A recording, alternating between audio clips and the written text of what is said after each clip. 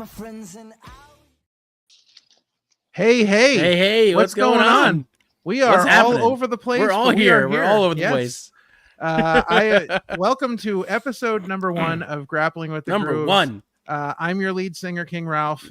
That's Parma Sean, and we've got some very special guests with us today. We've got Shea McCoy and Kenny from the Mystery Men, who you hear during Opinion City and Wrestling with Life. Yes, and guys, we're here to talk music, but before we do that, let's find out a little bit about our very special guests here. Shea, we'll start with you. Why don't you tell us a little bit about who you are and your musical journey here? We're starting with me. Yeah, we're gonna start with you. Yeah. Sorry, hard of hearing after standing next to speakers for a bunch of years as a teenager. Thinking my hearing wouldn't go out.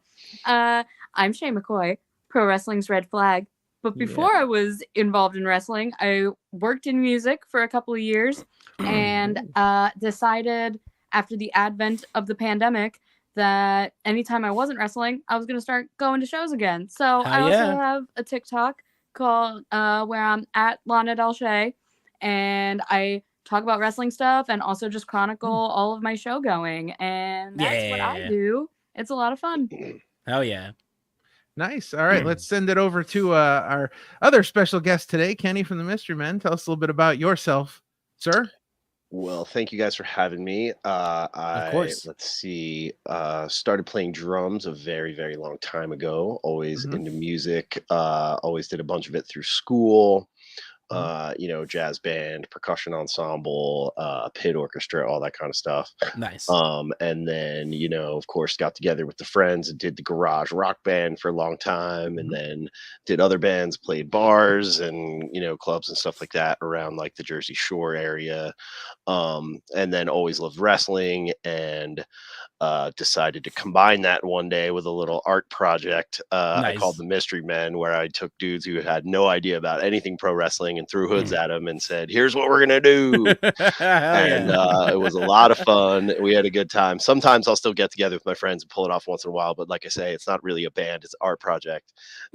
So that way people don't really put us in that same category as like music they should take seriously. Right. Gotcha. Hell yeah. All right, Parma Sean, why don't you tell us a little bit about your connections to music? Me and Kenny kind of have a similar story. I started also playing drums when I was really, really young. My mom bought me a drum set off of eBay. Had lessons, but unfortunately, they went from lessons because I must have been there for maybe a year or two. After a while, it was just kind of like, hey, I want to learn how to play this song. Screw the lessons. Just teach me how to play this song. Sick. I would just bring in different songs and I would watch him play it and I would try and learn how to play it back. But music's always been a part of my life, always has been. I have a deep connection with music. I always really have. I bought this framed vinyl for my apartment that said, "Without music, life is a mistake."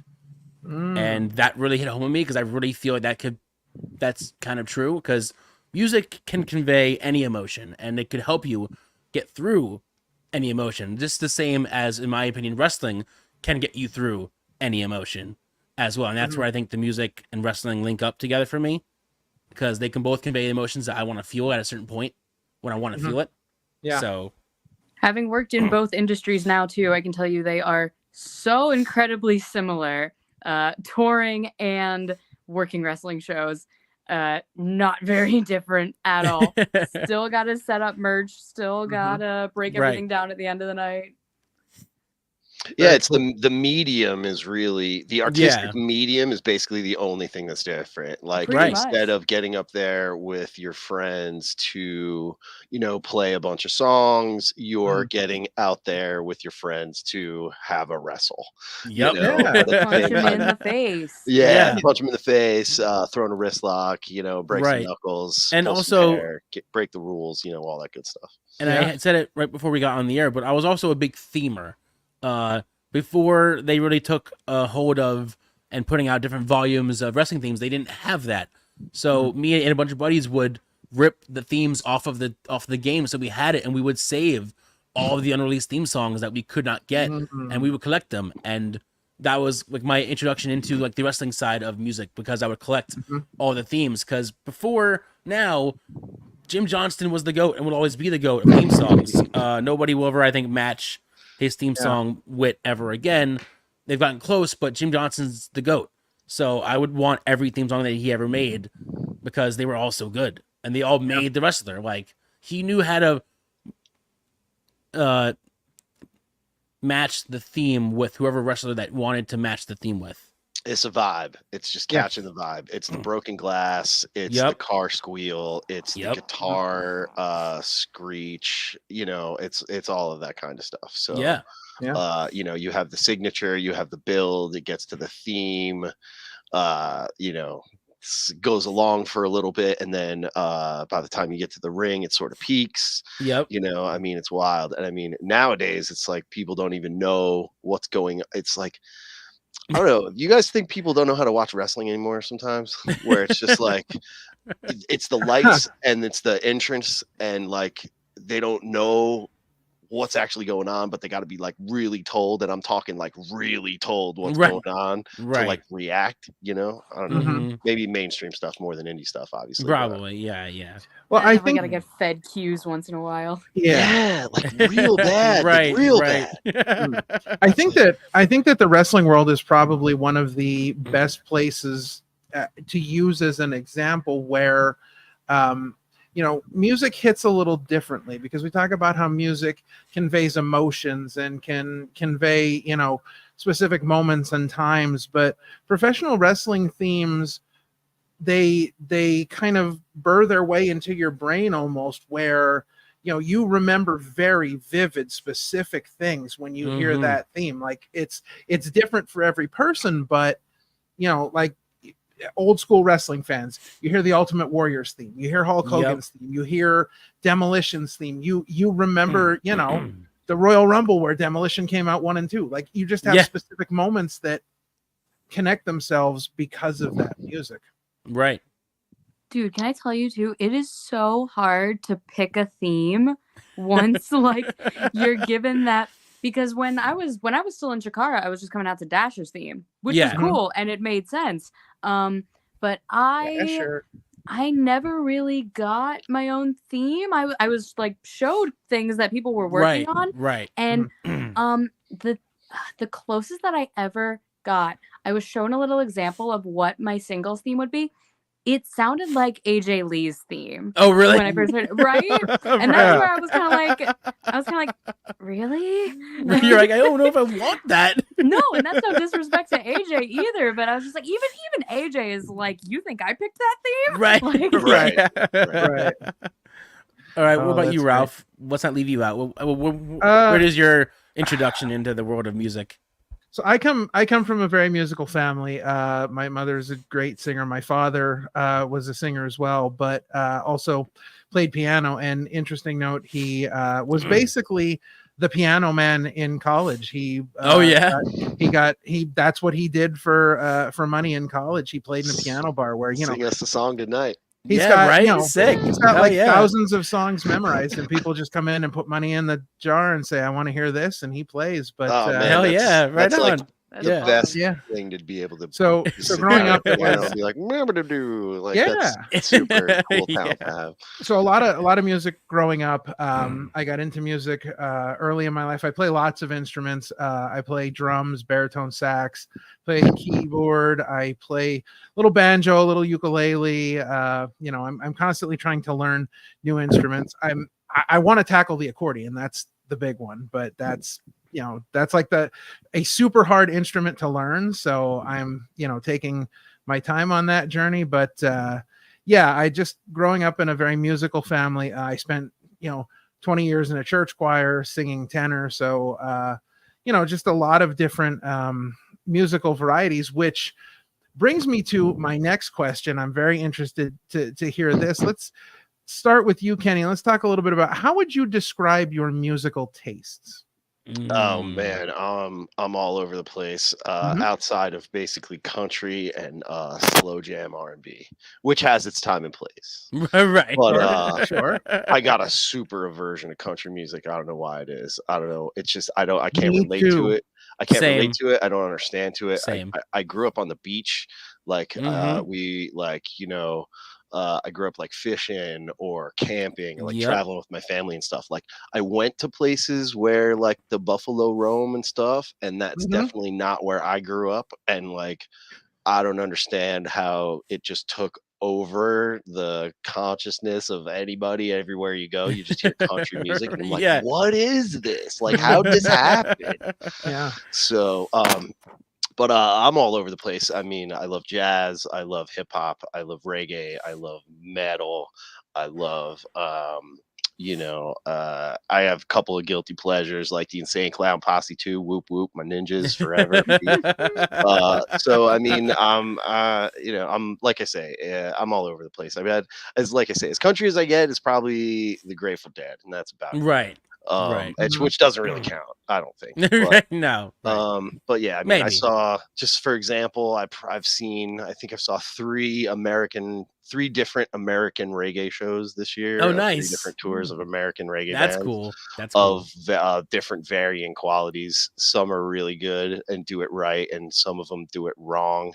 And like it's just kind of lame, but what you gonna do? Sometimes you got to sit through some of those bands that are like kind of like wallpaper in order to get to something that you want to Yep. see. Mhm. That's what it is. Mhm. Right. But yeah, but I'm all over the place. Like today, I think I picked up. I swung by my local record shop in Nice. Lenoka Harbor, New Jersey. Yearbook Records, good folks. They got a Nice. So website, close they got by. Discogs, all that stuff. Yeah. I went opposite ends of the spectrum. De La Soul's Blue Mind State and Nice. Pantera's Great Southern Trendkill. such extremes. I love it though. I love Yeah. that. Yeah. That's Awesome. great. That's Fantastic. Great Trendkill is just like, I don't know, everybody was doing the super new metal hip hop thing at the time, and then Mhm. Trendkill, and it's just like Mm. they took Daryl's guitars and they basically like doubled and tripled them in the studio. So Right. when you listen to it, it's just like massive guitar sounds coming out of everywhere. It's pretty intense. Hell yeah. So That's awesome. Shay, what about you? And I know, again, a tough question. I know. I know it's very broad. That is so funny though, because I was initially kicking myself for not mentioning any of like my background as a musician and my family's like own Right. background. Oh, There we go. All right. Yeah. So I did sing and scream in hardcore bands for a while, but I learned to Hell yeah. sing. I learned to sing listening to bluegrass music and going to bluegrass and country Nice. festivals. because Nice. Mom is from Asheville. Her whole family is, which is in Mhm. the mountains. It's like right next to Centralia, a Silent Right. Hill town for those that don't know their Pennsylvania geography. Yeah. now Yeah. that's the But, legitimate country music. Yeah. That's the Yes. authentic Yes. music stuff. That I have no problem with. Let's make it Just very clear. State for Not pop let the record country. reflect. Right. Let the Right. record reflect. Yeah. Bluegrass. That's Bluegrass. actual Yes. music. Bluegrass, Yes, right. actual music. Yeah. Please So continue. dad played guitar and steel guitar, and also actually plays accordion. If you want to chat with him, Nice. Ralph. It's my There you dad go. has a very interesting musical development where like he, ever since I was a very tiny child, he played guitar and steel guitar and would bring me into like bluegrass circles where basically just Nice. everybody brings an instrument Yeah. and just Yeah. plays whatever. But he now plays jazz piano. So Nice. he's That's awesome. cool. been Yeah. Hell very yeah. instrumental to my development as a musician. And then I went to school for I have an English major with a music theory minor and went for voice, but evidently not doing too much with it now other than cutting promos. Which, Yelling at it is people. useful. Yeah, Yelling at people, right. yeah. Yes, of course. I'm real good at yelling at people now. That's Yes. for sure. Yes. I have a But, quick question. So do go you ahead. have any history or experience with the instrument known as the hammer dulcimer? No, but I do know what you're talking about. Yes. Hey. I just say with the bluegrass like mountain string music, it's sort of Mhm. similar to, I guess, a harp. That's like Yeah. a stringed Yeah. instrument, and you Or would like play a it with harpsichord. Yeah. okay, yeah, and you can either play it with your hands like picket or use sticks like mallets on it. Right. And they do lots of different stuff with it. But I was just curious if you had any kind of, No, pulled that's into like, any of those type of circles, because it's one of those like odd off the wall type of instruments that fits in I there. Right. I would love to learn something like that, but like I just for some reason my hands have the hardest time. I know basic chords on guitar and piano and still like I've never been able to play guitar and sing at the same time. Right. It's just something in my brain like will not click and do the thing. I wish I Right. could. It looks real cool when other people do it. So Cannot basically, multitask like that. what I've learned so far is that we're basically a drum circle, and Right. you'd be playing the shakers, like shakers, Yeah. tambourine, rattler sound. That's right. That's doing what the I would do, texture. and that's a lot of Yeah. times in like those bluegrass circles. Like what the singers will wind up doing is like keeping two different beats at once. Mhm. There's a really good, Get I some cannot finger remember her singles name. going. Yes, there's a singer I cannot remember her name, but she just sang with Sierra Farrell, who I love very much. And was doing that live, like where you could, we're doing the stomping and clapping while also singing with all the harmony with everybody else. Yeah, that's gotta be Sierra crazy. Farrell Yeah. has an incredible live band. Billy Strings is also in her live band, and he's a fantastic guitar player. Killer live show. Yes. It's a bluegrass band, no drums, no percussion whatsoever. But Right. the lighting guy is nuts. Like it's a wild experience. Yeah. Definitely If would you're be not a one of them. country person, it will make you a country person. But again, Billy Strings, authentic. Like Mhm. Right. there's a Right. dude who played like really small places, and grew and built like his whole thing over time. Like it wasn't just like, oh, he came out of nowhere and you saw Right. him on 15 flyers in a year. Like he Yeah. legitimately earned everything he's got, and I'm super stoked for that guy. Super. Yeah. Absolutely. So It's interesting that you go ahead. mentioned the dulcimer. About 6 months ago, I bought one on Facebook. There was a guy selling one. He had cleaned out his grandmother's house and in the attic. Now it's in horrible shape. I'm gonna have to like recondition the whole thing. Right. Right. string it out. Yeah. But Serve it. he was selling it for like $20 on Facebook, and Wow. I was like, He was a There you character. go. and it was Right. it There was you the next go. town over, and I was like sold. So Yeah. the wife and I Done. drove out there and picked it up, and Hell yeah, it needs a lot of work, but for That's $20, okay, though. yeah, Totally I'm worth okay with it. that. Yeah, That's a great setup.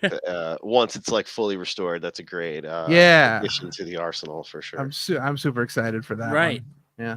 But so you mentioned killer live shows. I wanted to do around the world of that, but I wanted to make it interesting. I wanted to see if the three of you, and me included, had a top 3 live concerts you've been to.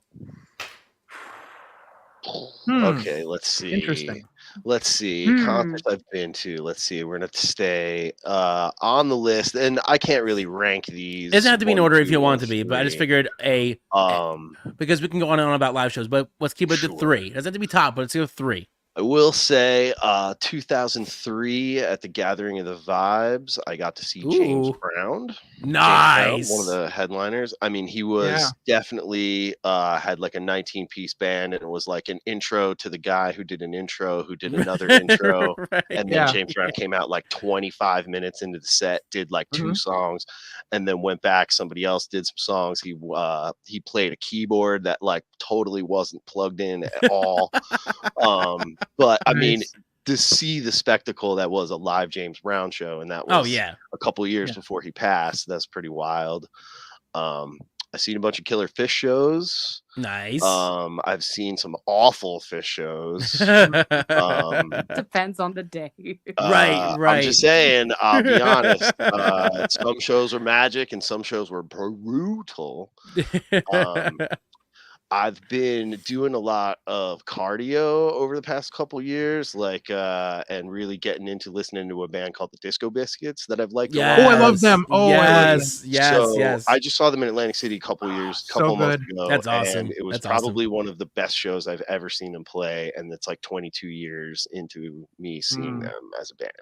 So they're just, all their new stuff is great. Like they're plugging in new songs into their old songs. That's like their old songs are really good.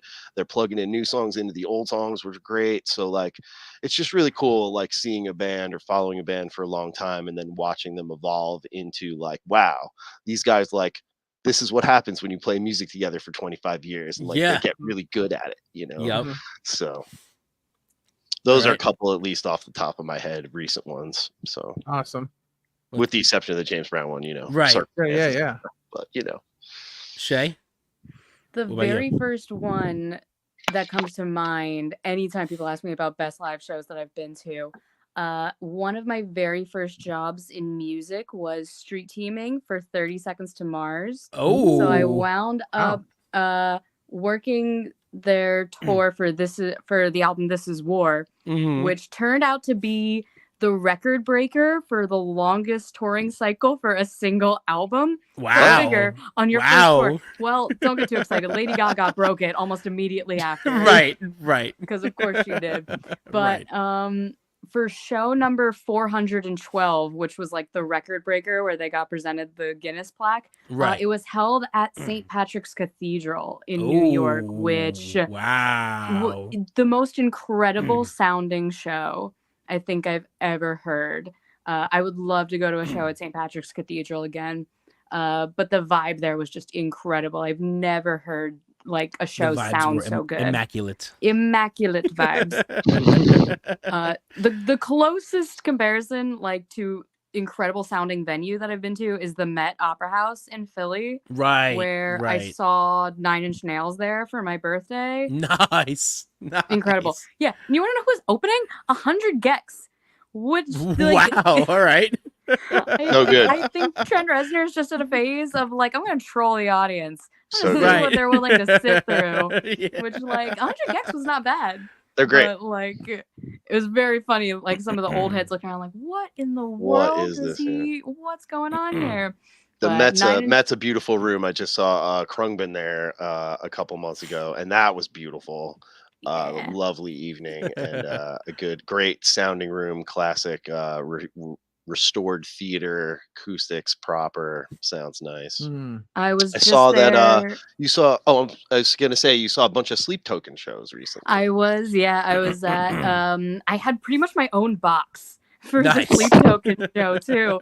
Right, real VIP stuff. This was by VIP. Total like because getting tickets for those shows was a bloodbath that was almost as bad as Eras Tour.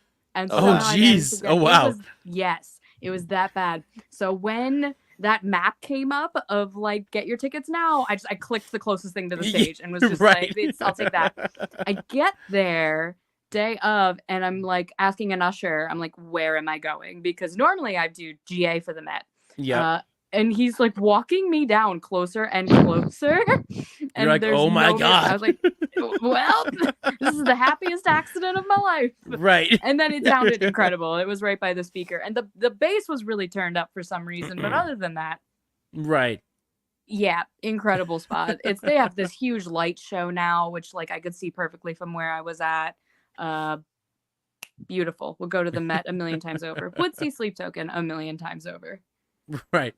So 3 for me immediately come to mind for me just because each one was not just a show, but like a moment, like a different memory for each one. Like each one meant something because, you know, I'm a sap.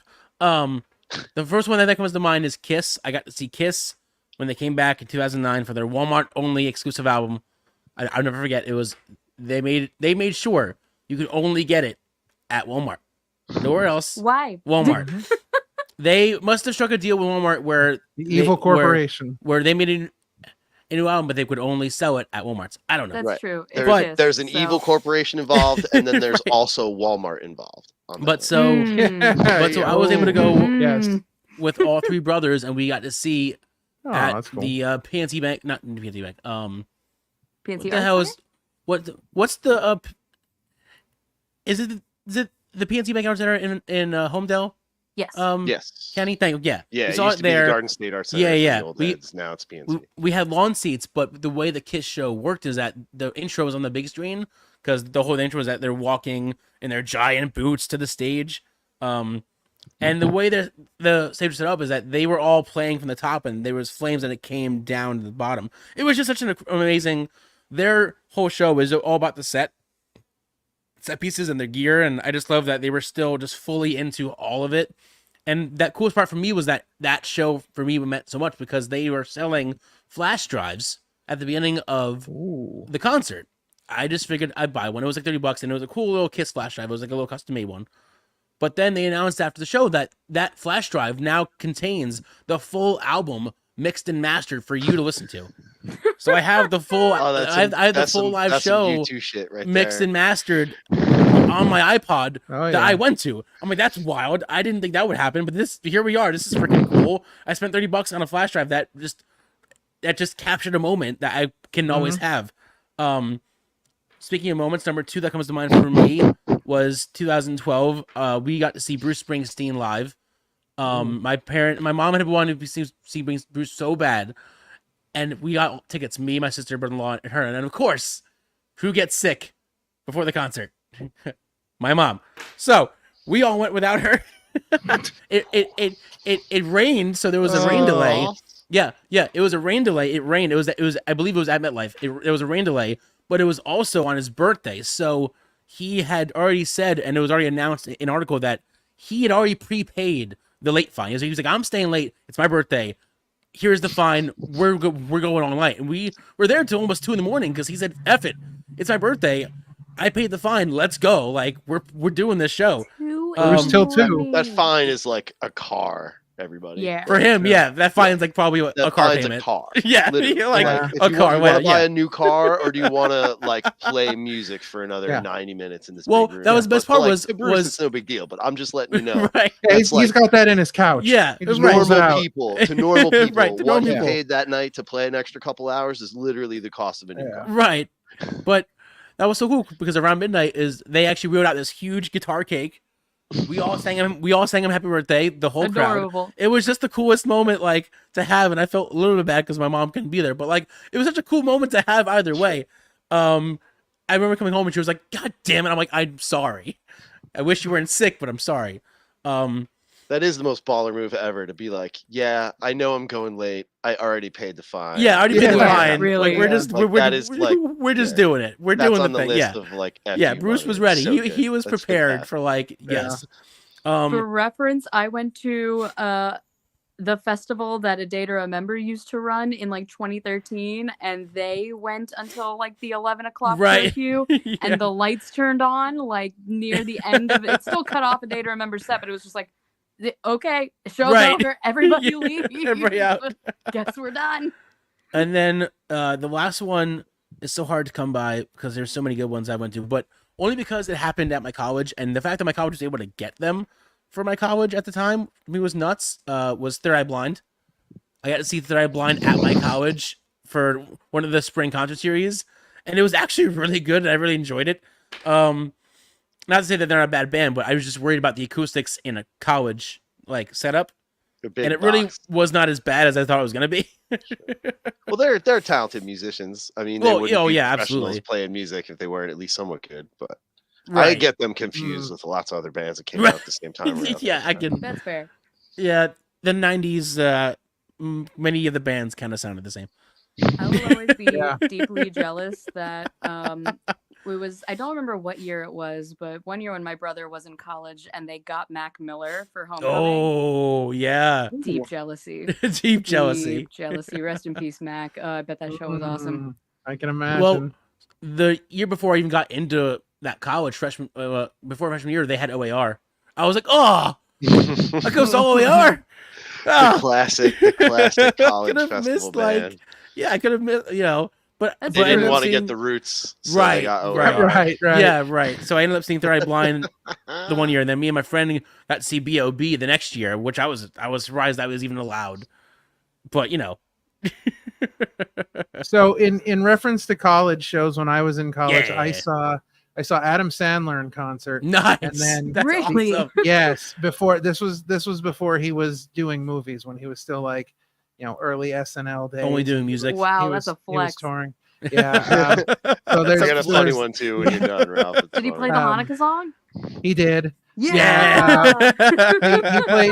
He played all of his hits.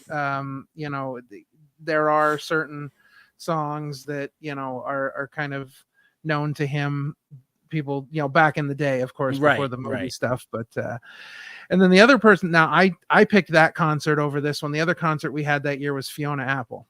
and I skipped. seeing that Wow. one. But Oh, Jeez. I probably should have gone to that, but the throwbacks, man. But Wow. I picked Adam Sandler. And in reference to concerts and things that shouldn't be happening and turning lights on and lights off, I've seen the Insane Clown Posse 4 times, and one time Whoop whoop.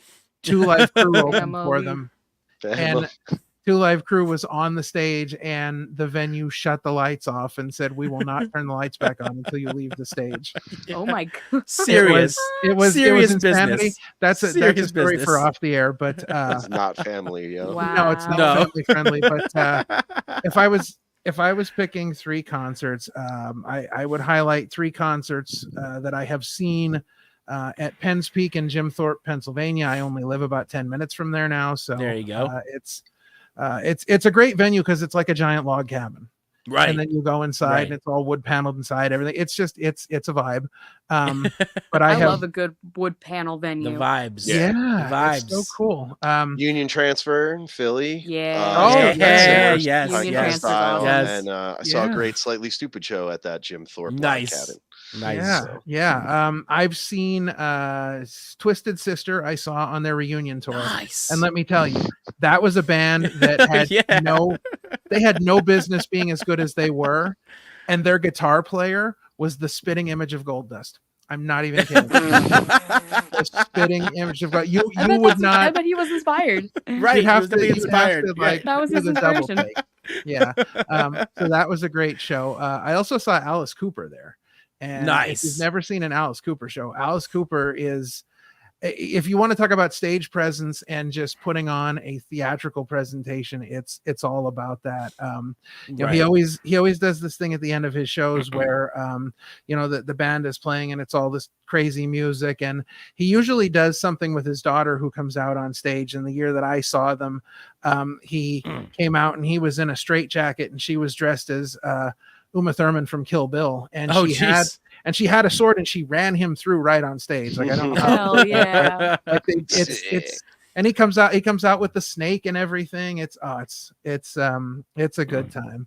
And then a couple of years ago, my wife and I went and saw Everclear was doing a 30th anniversary tour. Nice. And so they played there, and Everclear was great. Don't get me wrong, but they played with the Nixons and they played with Fastball. And you know, Fastball, you would think that another 90s band that, like, No, it's an It's interesting like combo. Shay and I make the same exact right. face. The exact You same wouldn't- face. Right? wouldn't Exact think- same face. What?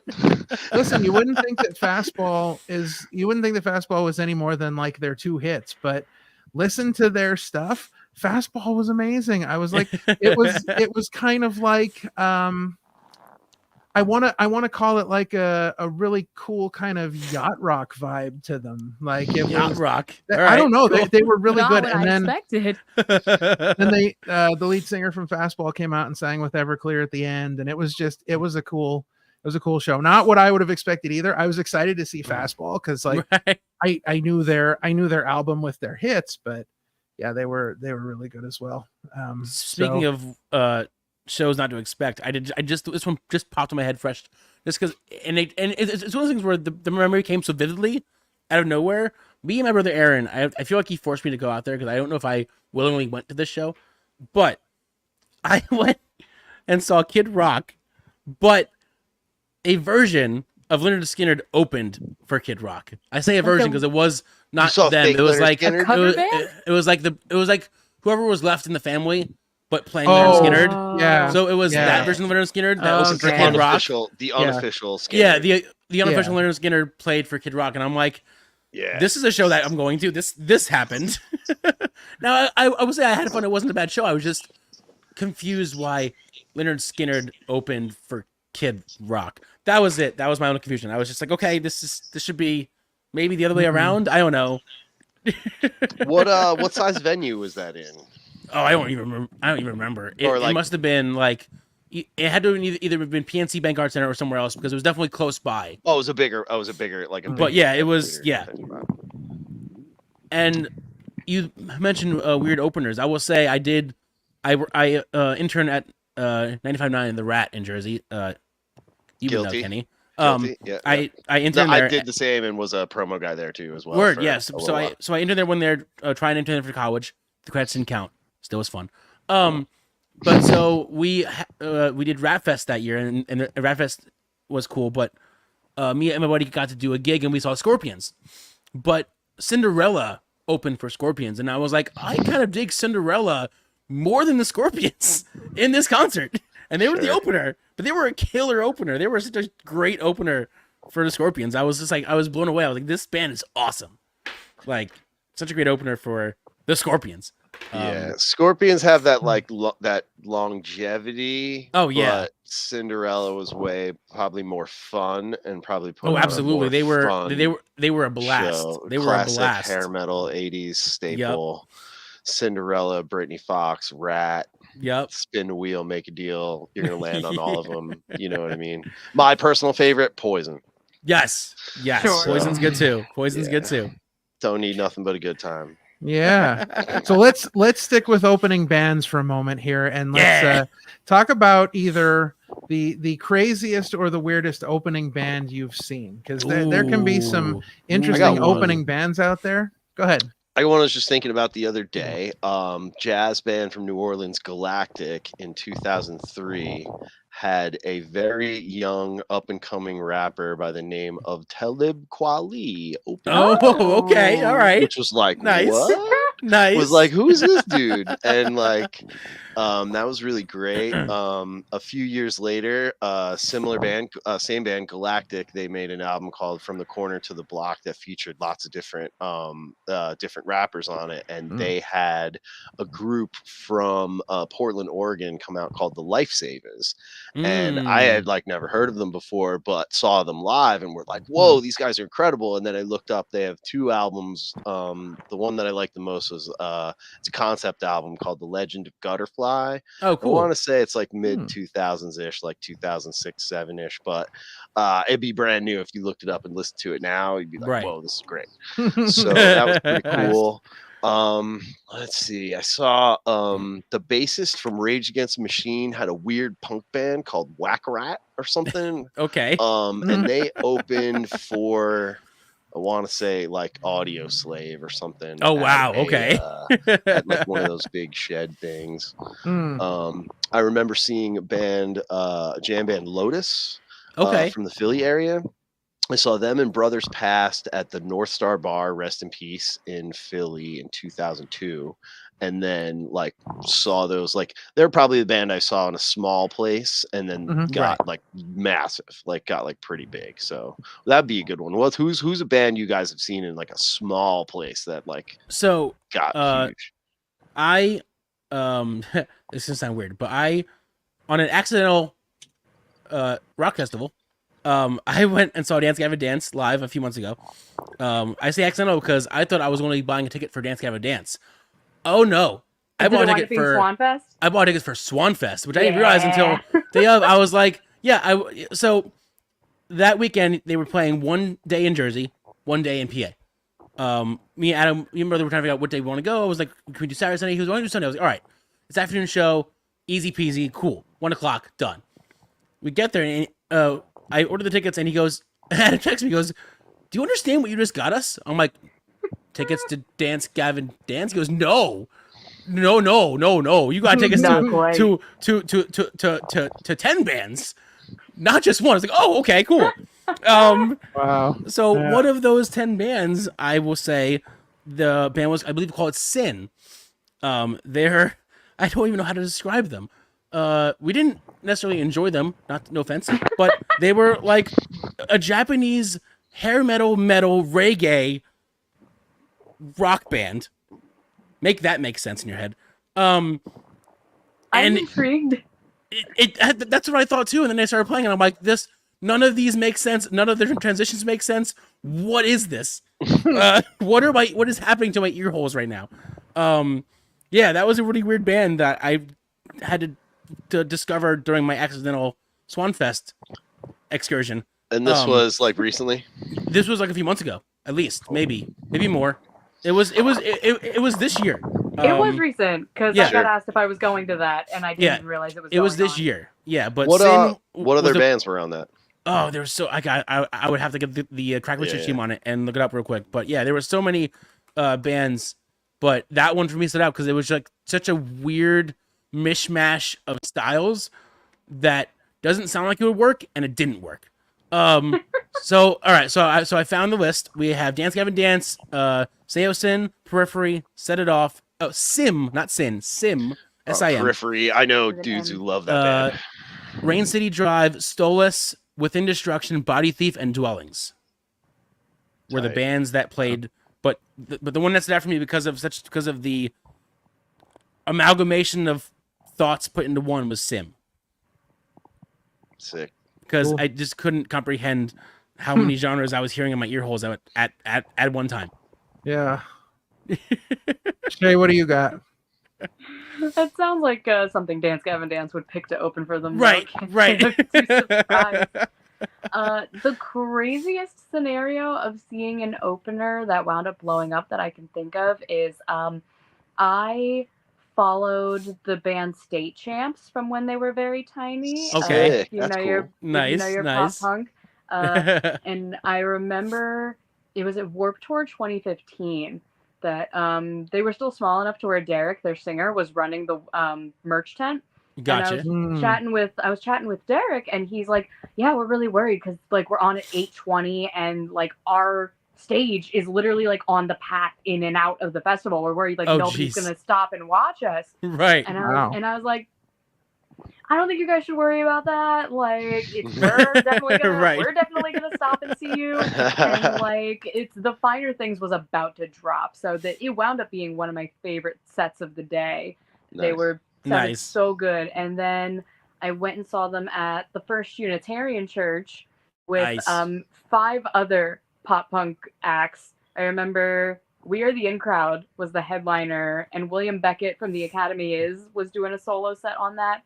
But State Champs was like opener number 2 of 5 bands. Sure. And there's like no one really moving around or anything because nobody had heard of them. Right. And for their last song, I was like, I'm gonna crowd surf. I'm getting up there. So like somebody crowd surfed me up. I was the only person that crowd surfed that whole set. And awesome. Derek's looking at me and he's just like, "Thank you, but what are you doing?" What the hell are you doing? Awesome. Get down. Awesome. What's a crazy opener for you, Ralph? Well, okay, so having seen Insane Clown Posse a number of times, they have a tendency to be very Whoop, whoop. weird with openers. You always get to see some version of like their guys. So there's like ABK, Blaze Your My Dead homies Twisted. So you get to see all of that. But I have seen Two Live Crew. I have seen Cottonmouth Kings, which were terrible. I have seen Bone Thugs and Harmony, but it was only half of them because half of them were in jail. Meet you at the Great, crossroads, love that. my friend. Yes, What are you yes. But the What biggest you gonna do? I think that might have been the only song anybody knew. But, right. But of all the people that I've seen with Insane Clown Posse, we were driving to a show one time, and we were talking about this guy in the car because none of us knew who he was, and we were like, "Oh, this sounds like a guy that we would just, like flush his CDs down the toilet." That's my this is homie like Twisted. No. This is I'm like this has got to be a joke because he's got like a number in his name and all this stuff. So we get there and we see Tech 9, and he started the concert with the song that he does to the Halloween theme, and it just blew us away, and we were like, "This is amazing! Like, what were we doing?" He told you. He showed you on that day. Right. Yeah. Tech He 9 told you. was Yeah. amazing. I've seen Dope and Mushroom Head, and wow, they had a awesome. band open for them that was a Chinese death metal band called Spamorama.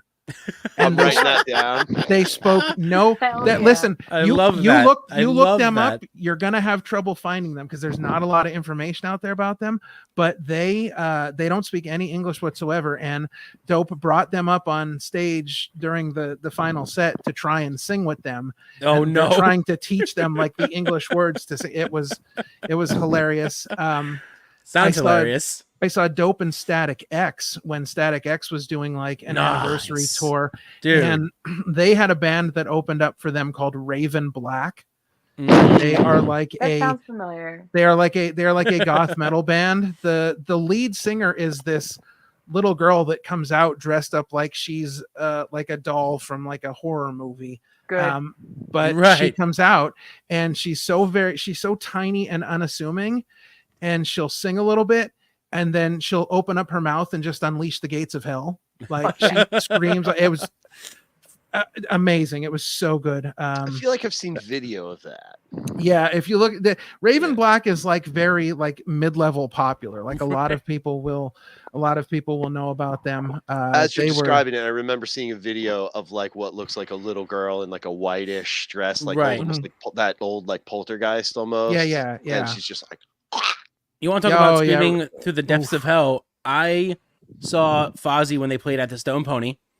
But one of the bands that opened for them was a band called GFM, and it's a group of sisters that are a like heavy metal band. Look them up. Jericho does a podcast with them. Yeah. One of his, they're amazing. So they sing, but when they unleash hell, it's like kind of scary. It's because like they look so innocent, you would never know, and then all of a sudden they unleash, and you're like, what? No.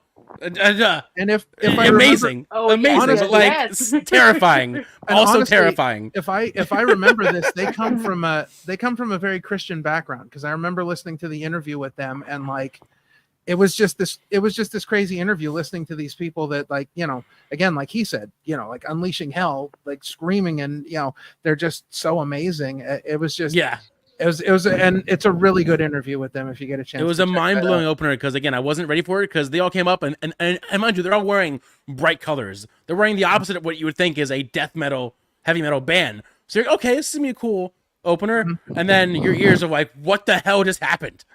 Yeah, what is going on?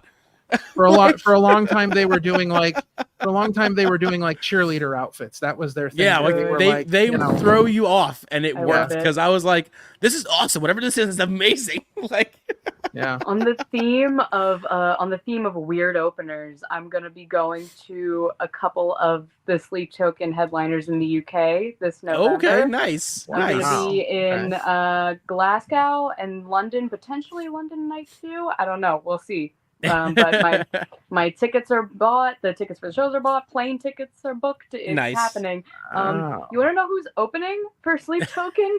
Bill Murray. Wow, Bill Murray. Not Bill Murray the comedian. Bill Murray, Johnny who used to front Attack. Bill Murray. No, yeah, that's wow.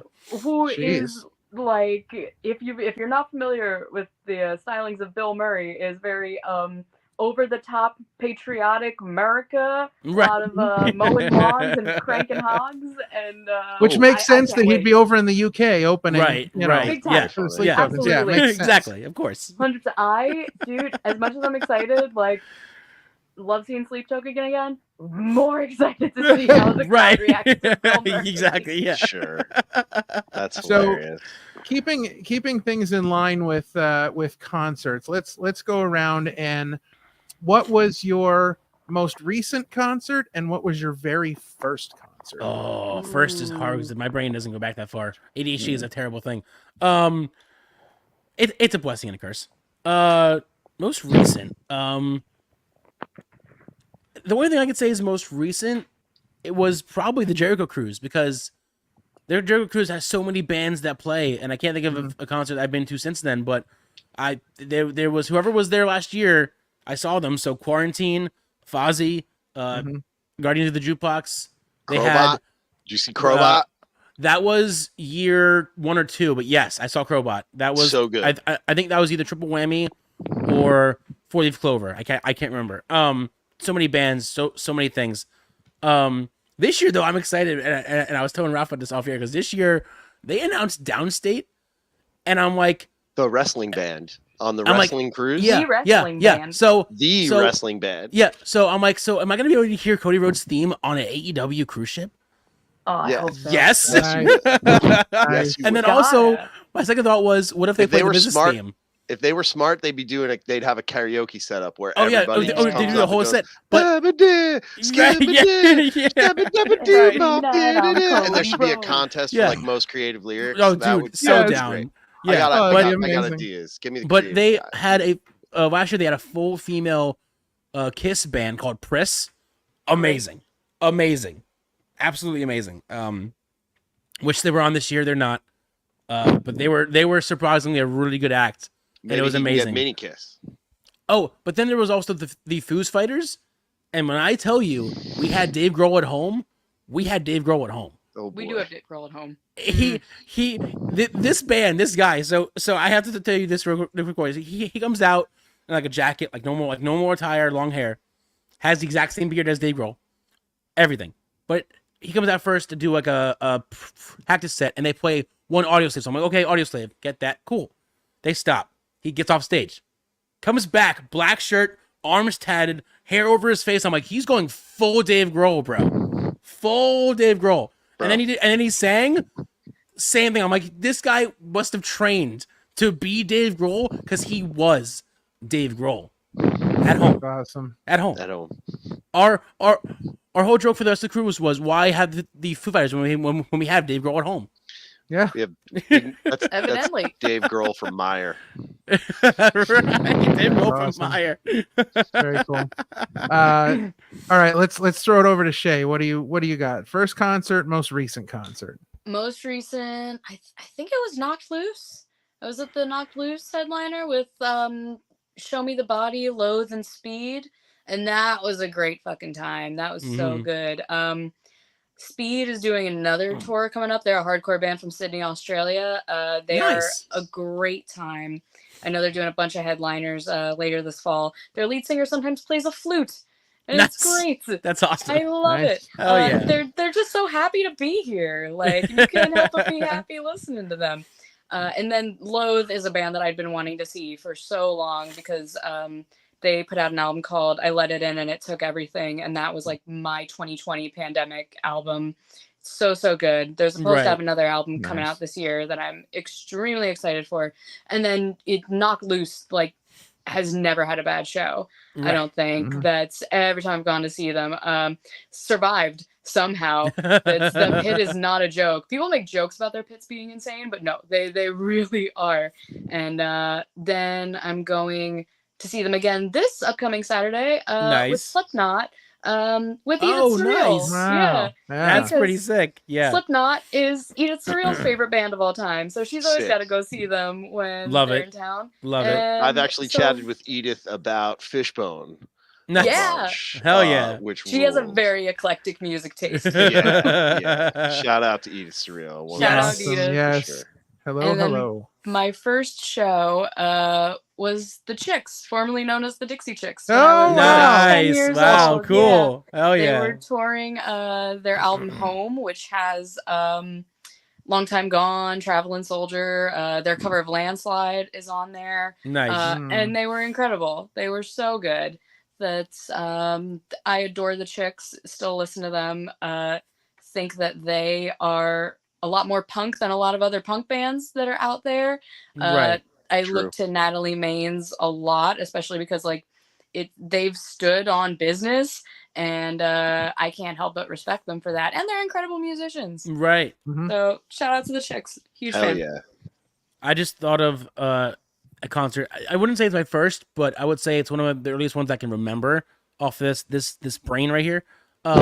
It's for my dad's 50th birthday, and he loves Tom Waits, and he got me into Tom Waits because of his love for Tom Waits. I have his collection. I probably have 10 out of the many vinyls of Tom Waits albums. But so it was for some sort of benefit. He was there with a whole bunch of other bands, but we surprised him by getting a limo to our house to take us to New York, eat dinner at Carmine's, then go to this concert where we saw Tom Waits live, a bunch of other different acts and sets and things for this charity event, whatever. I don't remember what it was for. It was definitely before Hurricane Sandy, so it wasn't for that. And it was just an amazing time, and I got to see Tom Waits, and I had my first experience with other things, but secondhand because I was talking to a guy next to me the whole time. And when we had walked out of a concert, my mom goes, "Sean, I think you're high." And I'm like, "No, oh, no." I'm like, "What do you mean? There's no, I'm no." And I'm like, "Why do you say that?" She goes, "Sean, you haven't stuttered a fucking word since we left the concert." And this is when my speech was so bad. And she was like, "You didn't stutter a word that entire time." And I'm like, "Oh, okay, cool. Right. I guess I learned a lesson today. Cool." But like, yeah.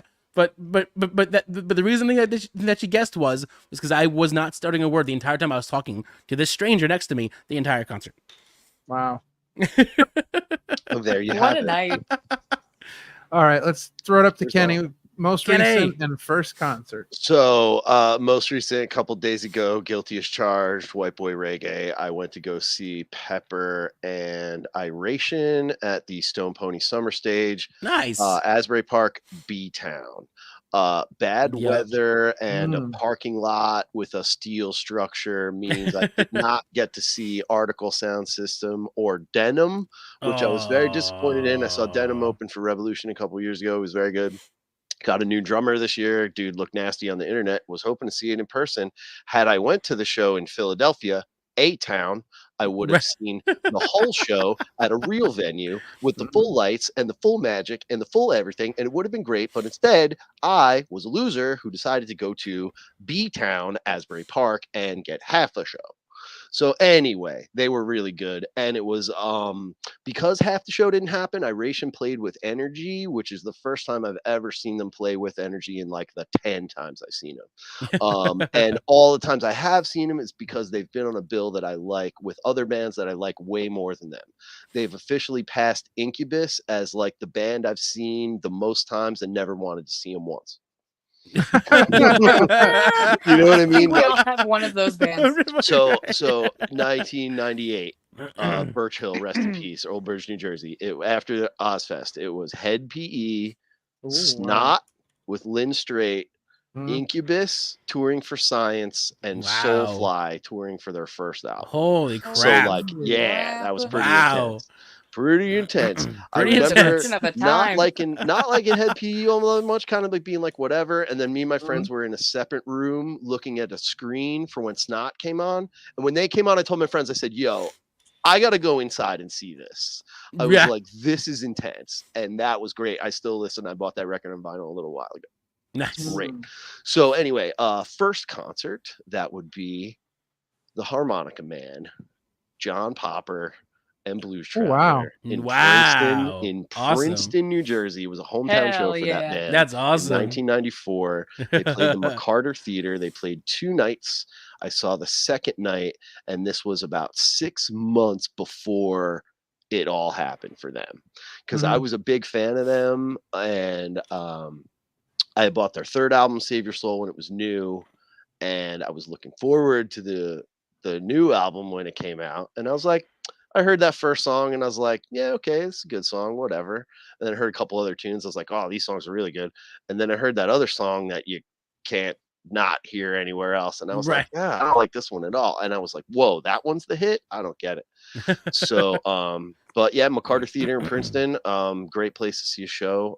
Later, in that same venue, I got to see Medeski Martin Wood do an acoustic show there, which was a very special evening. Right, see that poster right there.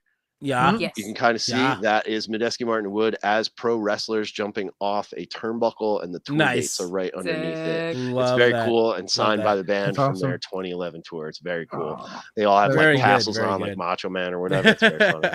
And then so that was the first concert. It was Blues Traveler 94.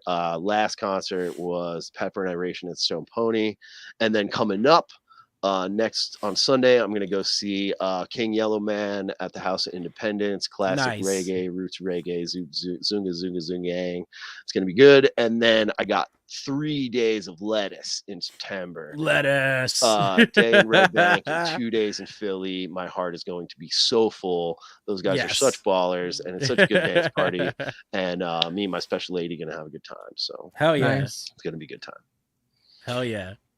So Speaking, I just want to throw this out about reggae before I answer this question. A couple of years ago, we live near Bethlehem, Pennsylvania, where they have Music Fest every year, and we went to see Boys to Men at Music Fest because my wife wanted to go, and so they have this one day a year where they sell tickets like super cheap. They're like half price, whatever. You have to go get them in person. So we drove up to Bethlehem. We went to the box office. The we got Christmas our tickets, city, if you will. Yeah. And we got our fashion way. we got our tickets, and when we came outside, there was this huge giant reggae festival going on. Oh, so nice. We just like stayed and hung. Probably and be to, the like, One Earth Reggae Fest. That, yeah. It's like a 1 day free Yeah. reggae fest. This Right, year, headliners were the Long Beach Dub All Stars. Yeah. Who was the lead singer? Is dude Opie, who did all of the Sublime artwork and all of that stuff. So when you see like that Sublime sun on a t-shirt in Target, this dude Opie's the guy who drew it. That's that guy. That's hell yeah. So he was Brad's tattoo guy and part of the Long Beach Dub All Stars, who are killer band. Definitely. Yeah, we saw a couple bands there that day. We hung around, and it was a lot of fun. My most recent concert was just this past Saturday night, Hershey Park Stadium. Yes. I saw New Kids on the Block. Hanging tough. Wow. Yes. So, but wait, there's more. Tell them the there's more. openers. Shout Tell out them to the my friend openers. Carrie, who is the biggest Donnie Wahlberg fan on earth. Loves them.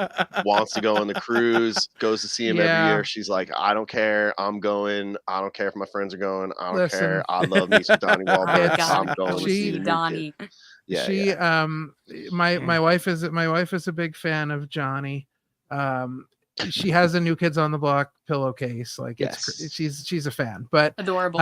It was New Kids on the Block, and Paula Abdul and DJ Jazzy Jeff opened.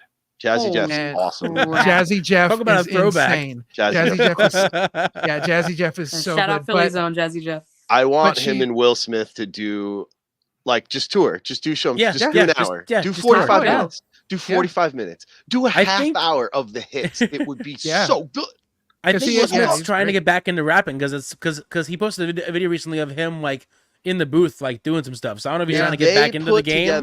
If they put together one of those old school package tours and Jazzy Jeff and Fresh Prince were on it, like they could do stadiums. Oh, absolutely, absolutely. Like, you put LL on that. You put Jazzy Jeff and Fresh Prince on that. You put up Salt and Pepper on that. It would sell out, bro. Pack that bill. Sell out.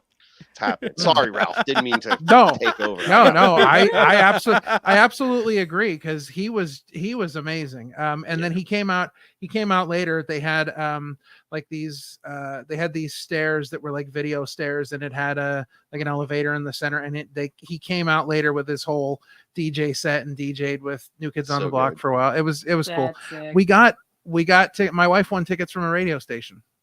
Yeah, there you go. There you go. That was those promo the most dollars with people the phrase. Do those things. Yeah, it is a real thing. Yeah, sure is. So that was the most recent one. The first one I saw the Monkees at the Bloomsburg Fair, and this was when it was only 3 of them because by this time their bass player Michael Nesbitt had stopped touring Mike had with split them at that point. Yeah, he had split, so it was just the 3 of them. But it was amazing. I was the hugest Monkees fan. I was a big fan of the TV show, like the reruns on MTV, and a lot of people didn't realize that they were a real band, and they actually fought for that. Like they wanted a band to play all the music and record all the music, and then they would just strum along during the show. But they fought because they said, we're musicians, we want to do this. And that was a great show. Mickey Dolenz has integrity, pal. That's right. Amen to that. Amen to that. Yes. I've got 2 shows. Well, I've got 1 show coming up. We're going to see. We're going back to Hershey Park end of August to see Creed. Nice. Creed, Third Eye Blind, and Finger Heaven, who sings Kane's theme song. And if they play it there, I'm freaking out. If they play there, you better send me a snippet. I'm gonna video freak out. Play, but not Slow freak Chemical. Out. They have one other song that they're known for. If you think Play of it. You better you're playing freaking it. play it. Yeah, they're gonna have to play it. And Dude. we may go see the Beach Boys are at the Bloomsburg Fair this year, so we may go see them Hey, because what we're big Beach Boys fans. Last time, Definitely. Edith and I saw Slipknot Killswitch Engage was opening for them. Nuts. So you know, a good chunk of the time, she and I are just going, when are they going to play the CM Punk song? Play the Right, CM Punk right. song. You gotta play the CM Punk Yeah. song. Little do we realize, like 2 rows ahead of us is somebody in a CM Punk shirt. So we're like, he hates us right now. He hates us. He thinks we're can't the stand worst. us. He thinks we're the worst. But That's great. so I wanted to bring this back around somehow to wrestling. Now I know, Shea, you really are the only wrestler in this quad, but That's right. I wanted to I've bring been around recruited, by the way. Just saying. that is fair. But I wanted Monster to ask. Factory tried to recruit Yes, me. Danny tried to Oh, recruit by- Ralph. That was I funny. was going to say by Ethan Wild. Yeah. No, by Danny Cage, the man. by Danny Cage. Respect. He took all A little those more pictures with respectable. Damian Priest WrestleMania week. So But- he's famous because of that. No, hey. Yeah, but so I wanted to go around Danny's the a good room guy. maybe one more time and get everyone's thoughts, and us three can do our own fantasy thoughts, and Shay can have her own real thoughts. If you had to pick and you wanted to pick a theme song for you to walk out to, what would it be and why? Mine's already default Slow Chemical by Kane, because Kane's my favorite wrestler, and that's probably my favorite Look it Kane up, theme bro. song Cheap of all time. excuse. Yeah, I know. That's what I have. Listen. Technically, my answer for that was always Lance Storm's ECW theme. It was like Nice. a remix of whatever that White Zombie Yep, song that's is. a great Oh, yeah, theme. yeah. I forget that one. Just the and Yeah. then the drums come in, like, because Mhm. it's got that. It's the intro, and then when the drums Right. come in is when you hit the curtain, you Yep, know, and then be yep. like, haha. So, but yeah, you know, Lance already did it, so I don't know. I'd have to come up with something. I'd probably chop up something dumb So- that I did and make that happen. I'll go a little less than Kane. I will say I may be one of the few that enjoyed it, but I did enjoy Edge's theme by Rob Zombie for a while before he switched to Metalingus. Ooh, yeah. I would do that one for sure. Sure. I would That was a good one. I would do that one. That was a good one. Edge has had consistently good ones. Yeah. Yes, he has. And just as a sidebar, if you're not listening to White Zombie, like not Rob Zombie, but White White Zombie, Zombie, White not Zombie. like White the Zombie. day Right. White Zombie. Very important. The day before or the day of or the day in between, I guess now, WrestleManias, right? If you're not getting pumped up to watch WrestleMania by listening to either White Zombie or Right. Limp Bizkit or both, Right, yeah, we're Doing I it both. don't wrong. know. You're Yeah, I don't know. wrong. You're doing it Doing it wrong. wrong. You know what I Wrong. mean? Yeah, you know, it's like And you if gotta you're drop in that White Zombie. You gotta shake the neck around a If little you're- bit. Like if you you're gotta get listening- ready. if you're listening to Power Man 5000, you're listening to the wrong zombie. Dude, Mm. the wrong zombie. I just bought Mega Kung Fu Radio on vinyl like a month ago because I saw them at Ozfest 97, thought that was like the best. I thought they were so cool. I love Right. that record. I played all my friends, yo, man, Power Man 5000 is so good. Yep. They got a percussionist. This dude's playing bongos, Yep. but it's like metal, and the guy's like hardcore. It's crazy. Metal He's doing bongos, up all yeah. the Metal stuff. bongos, He's bro. jumping, he's like out on your feet, standing 8, man. All the stuff's awesome. And then Worlds Collide came out, and I was like, it's over. Right, Over, it's over. done. It's it. There It's goes my done. favorite band. They're done. It's over. It's Yeah. out. It's finished. All right, So- Ralph, what's and your... everybody's like, "Oh yeah, I love that song," and I was like, "Nah, it's over." The album before that, way better. Quite frankly, I prefer the earlier material. Oh, it's But great. yeah, man, that's always seems. And then Saliva. Saliva's another one. You got to. Oh, yeah, you gotta throw get them that on. click, Yeah. click, boom going. Yep, You yep. know, that's a real get it going. They put on a heck of a live show in 2006. There you That was go. that was a band I got to see working for the Rat. Very funny. Yeah. The light guy had the all the set list, like all the light moves on an index card, and they would play the song, and he would just flip the index card and be like, "This Right. light move," and then be like, "Whoop, "Flip this one, Right. flip this one." I was like, "Oh, this is so cool." So pretty funny. That's awesome. What Those about you, guys are Ralph? fired up. What's your theme song? So, little known fact about me: back in the day, I used to work with an indie wrestling company, and I played their on-screen general manager for a period of time. And my entrance music for that was Casimir by Led Zeppelin. Nice. Because I was Nice. a big Chase Utley fan at the time, and that was his walk-up song. So I was like, that's what I'm going to use. But if I had to pick now, knowing better, hundreds of years later, if I was a wrestler right now, my theme song would be "Just a Gigolo" by David Lee Roth. Boozy, boozy, bop. Yes, exactly. I do. That's one of my karaoke songs. So yes. Love that. Oh yeah, it's the best. A bunch of friends of mine do that at the karaoke too. They're like, you know, they get all into it. So much fun. Love it. Yeah. All right, save the best for last. Shay, you've given it some thought. What would your if you can pick? What would your theme song? Money's no object, you know. That's all that just stuff. the problem. Is that I do have the opportunity to pick right now, Hey, and I'm still. It's such a struggle. I used to come out for about a year. I came out to Springsteen 10th Avenue Freeze Out. Nice, which was when I was doing the hockey character, because I thought it fit with the hockey character. Right. And we were billed from Jersey, and my dad is a huge Springsteen fan. I got to go and see Springsteen with my dad a couple of years back, and it was a fantastic show. Mm-hmm. And it was also a shout out to Dasher, a very good professional wrestler, also coming out to Springsteen. Yes. He came out the Glory Days. And then after I dropped the hockey gimmick, it's just been like the playlist is constantly on shuffle, just trying to figure out like what changed. I want to trying to find like what is really gonna stick. I did change my music to Polaris's The Remedy after their guitar player Ryan passed away, as like a tribute to Ryan, because it's that riff on The Remedy is so incredible. Ryan was such a massively talented guitar player, and I love the mood that song sets. But I don't know. I'm still trying to find like what my one.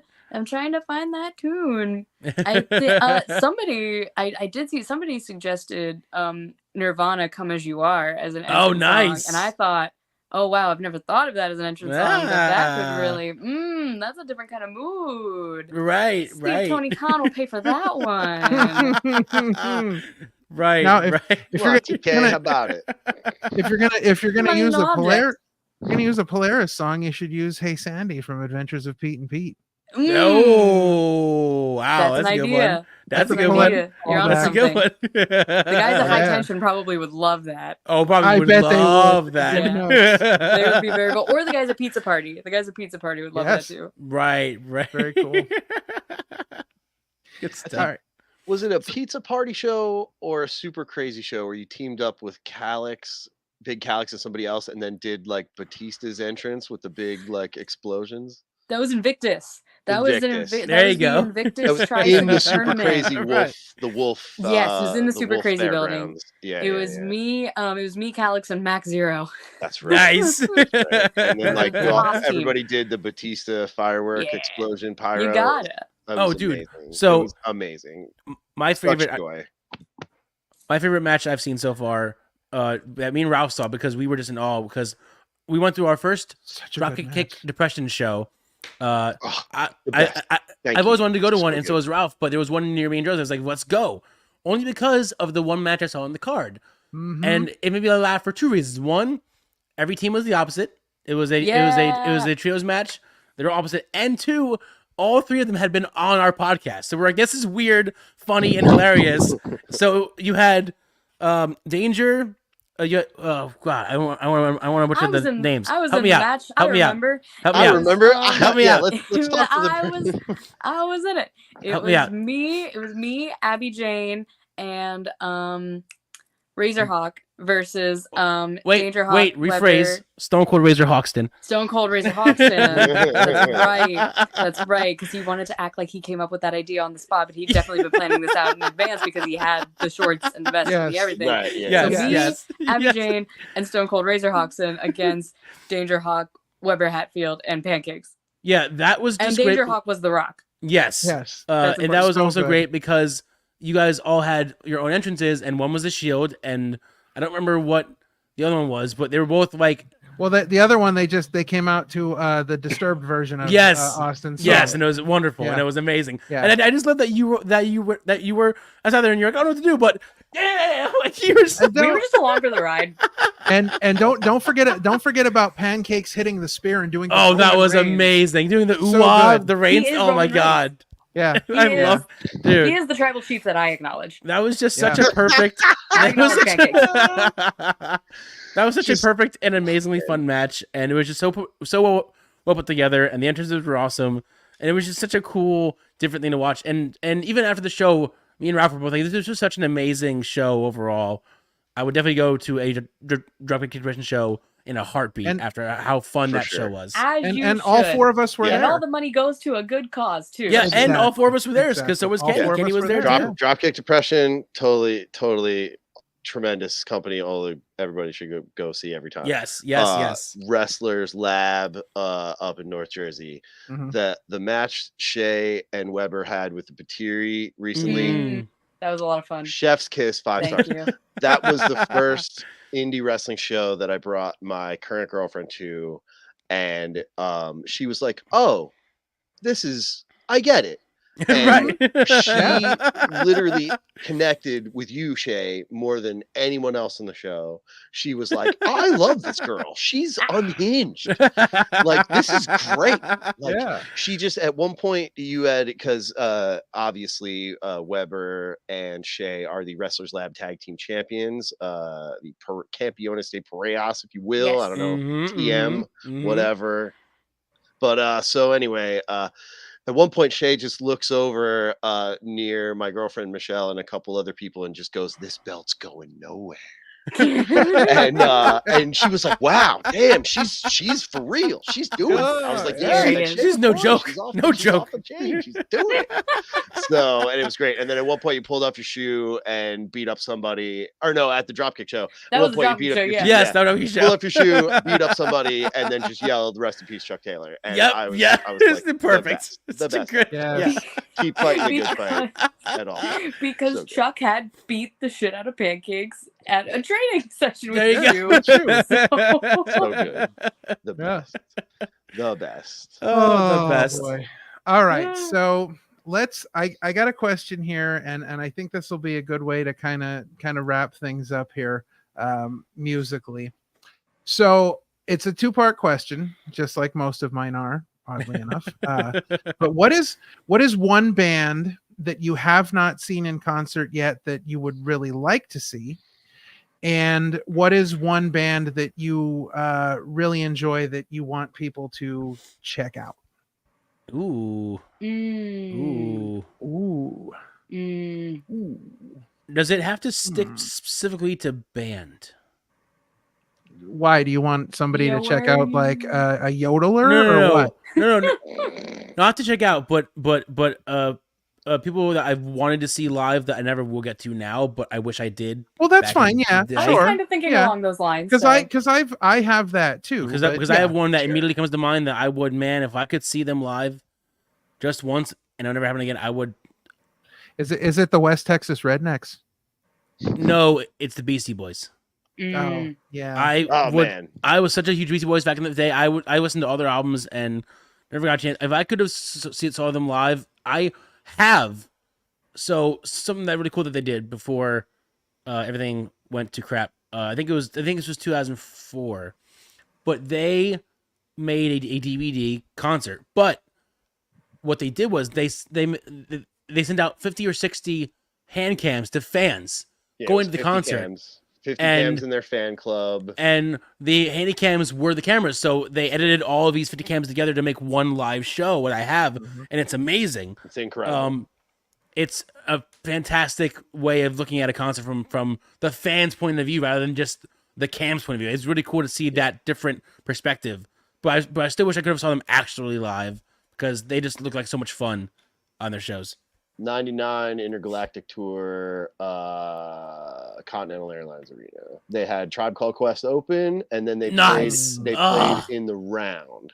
I love that. I love that. So it was like they took an arena that fits 15,000 people and made it like a small place. That's so sick. They That's literally so just sick. set up center court with a stage, and then so like the band is on stage, the whole platform rotates, and then there's also trap doors. That's so so they can sick. like they would play or like say do some of the rap tunes, Right. and then have the band do an interlude, disappear, costume change, come back up, play some jazz instrumental tunes, disappear, come back in the jumpsuits, and then do more rap songs. Like at one point they bought Briz Marquis came out and did Benny and the Jets, which was hilarious. Oh, sure. I love it. So like it was just wild stuff. Like oh man. So I mean, That's an incredible awesome. moment. And happy birthday, MCA. Hey. I believe it was today or Hey, yesterday. happy birthday, So MCA. Hey, That's all right. right. That's right. So, right. but yeah, let's see. So, band I would like to see that I haven't seen yet. Classic, the drunkest crowd on earth. AC/DC. Yeah. Haven't seen them play Chris Candido's theme song. Play all the rest of them hits. Play Stiff Upper Lip. Play that tune where the guy goes doodly loodly loodly loodly, like whatever. That'll be cool. And let's see, a band more people should check out. I don't know. We'll stick with the theme of the white boy reggae, and I will mention two of them. Giant Panda Gorilla Dub Squad. They've been around for a very long time, and with all of the recent upswing and popularity of this kind of music, this was a band that was keeping the torch lit through the dark ages, through the dark times, and should definitely now be able to reap the benefits of the popularity of the music. And then another new one from the West Coast, Surfer Girl. Dude named Carter writes some tunes. Dude writes real big songs and lots of fun, good time party music. I don't do that recreational sadness stuff. Shout out to Marcus. Anyway. All right, I guess I'll throw it to you, Shay. A lot of the bands and artists that I really want to see that I haven't gotten to see yet are a lot of like the bigger pop acts that I like that just are so much money to go see. Like I haven't gotten to see Hozier yet, even though he tours constantly, and I hear nothing but great things about how great of a musician he is. I've seen so many live clips. Noah Khan, I want to see Noah Khan so bad. Just saw a bunch of clips from like the Fenway headliner that he did where like he sounds incredible through the whole thing and like brought his family out at the very end for Stick Season. Cool. Sweet. We love to see a Vermont boy winning. Florence and the Machine I still haven't gotten to see, and I absolutely adore Florence. But that's the short list. And artists, sorry, phone wanted to give me the 20% warning. Artists that I think everybody should know about, and this kind of falls into the like you should check them out, even though before I get ahead of myself, one of my all-time favorite bands is called Let Live. They're a hardcore band out of California. And they broke up in 2017. Okay. And like these guys hated each other by the end of their run. So I was like, Let Live is never getting back together. And I had seen them many, many times. Well, until this year, Jason, their former singer, who now fronts a band called Fever 333, you should also check out Fever 333, announced that Let Live is going to be doing like a reunion anniversary tour for their album The Black is Beautiful, which I think turns 10 years old, I think, which is crazy to think about. But I will do everything in my power to be at those reunion shows. And it technically still is not like a full reunion. Like their drummer Lionel is playing drums for Pierce the Veil now, and he's not leaving Pierce the Veil to go do that. But speaking of, I have behind me when I had one of the very first shows that I ever worked in music was Pierce the Veil and Miss May I. And the openers were Woe Is Me, The Amity Affliction, and then Little Old Let Live was the very top opener. Very good. Used to beg to work for Let Live all the time when they would come to town. Please. I was like, whatever they want, whatever, flyers, merch, anything. I still have my Let Live shirt that Jason gave me because I wasn't getting paid to do it, and he was like, take this, you've more than earned it. So like I still have that, I'm never letting it go. So it's everybody check out Let Live. They have like 3 albums, I think. Fake History, The Black is Beautiful, and If I'm the Devil, and I just think they were one of the really important bands of like the early 2010s, where like a lot of hardcore and punk kind of started to feel kind of vapid, but Right. it's they're a band that like consistently had really important things to say, and I think without them the scene would be incredibly different. They were massively influential on a lot of the bands coming up in punk and metal now. Right. I realized I never mentioned an artist that I think you should look up, and I have one that just popped in my head only because, and they're not new per se, but they're new for me. I've only listened to them for the last year or so, and just went through their whole catalog, and they just dropped a new album earlier this year. And if you're a fan of like modern disco, because I was never born in the 70s, but I always have that mindset of I just love disco vibes. I love anything that is groovy, anything that has the right groove and it feels in the moment. So Chromeo they are a Canadian MC duo, but my god, are they amazing. I want to see them live so bad. They're playing live in October, and I want to try and go this time. They're in Philly. But I just fell in love with them because, again, they feel like the 70s was brought to the modern era, and I love that so much, and I love how positive they always are through everything. They put out an album during COVID, and it was basically almost like a joke album because every song is about what was happening in real time during COVID. And it was just a funny 6-track album, but they never stopped doing anything. Like, they just kept grooving, doing the thing, but they're such a fun listen. So if you want something that's groovy and just that will take you out for a second, Chromeo is my number one pick for. Just look up their stuff. It's so good, so good. Positive Pete. Hell yeah. Positive Pete. So if I'm talking a band that I'll never be able to see again, and I'll never be able to see, I'll be able to see them, but I won't be able to see them as the whole band. Stone Temple Pilots was always my favorite band. Yes, and so I will never get to see, I'll never get to see them live because I did not see them live during Scott Weiland's lifetime. So that's kind of upsetting, but really bucket list item. I want to see Cake so bad. I love Cake. All right. Like I could seriously just sit and groove all day to Cake. Yeah. Love me some Cake. So all right. Have you ever listened to Scott Weiland's Christmas album? I have. Yes, I have it on my laptop. I love it. Real heads no. Thank you for the reminder. Real heads no. We are gonna have a Christmas special at some point come December for all of this, because I am the hugest Christmas music fan you will ever meet in your entire life. I listen to it all year round. When I was a kid, I had the Jackson 5 Christmas album on 8-track. Nice. I listened to it religiously, and we moved, and we paid like movers to come and move all our stuff, and they broke it in the move. No, I was devastated. Crushed. Years later, my parents got it for me on CD for Christmas, and they had to go to the wall and special order it because they didn't like.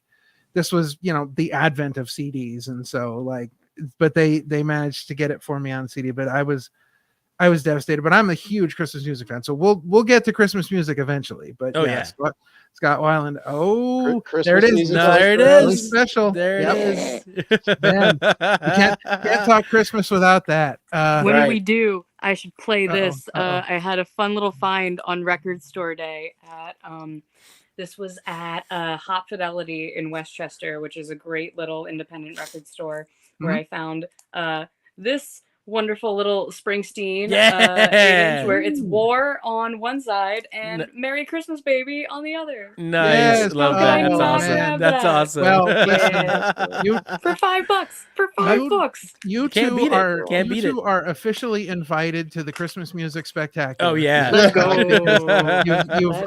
You've earned your entrance into You earned your entrance into the special. So there's a YouTube channel called Rasta Claus 85. Okay. And there's no video. It's just one little profile shot of Rasta Claus, right? Right.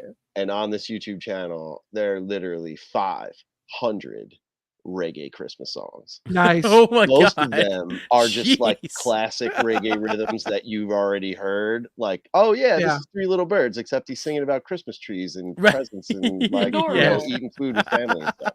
You know what I mean? Like, Yeah. Oh so yeah. there's a lot of gems in there, and it was just like, it's just too funny. It's just like, oh yeah, reggae Christmas. Oh yeah, it's hilarious. I was at a dial that one up. Rasta Claus 85. Rasta Claus Cool. 85. Got Check it. that out. I was at a church rummage sale one time, and I bought a CD. Bazaar, if you will. It was bizarre. It was bizarre in many ways. Truly. I bought a Christmas CD that was Christmas songs, all done by a steel drum band. So the whole thing is just all steel drums. All right. Love it. All right. I I like listen to that. it all the time. It's Shout good out stuff. to our boy. Yes.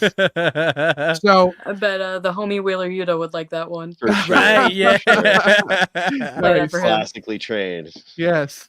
So Steel drum as far aficionado. as bands, I want people to check out.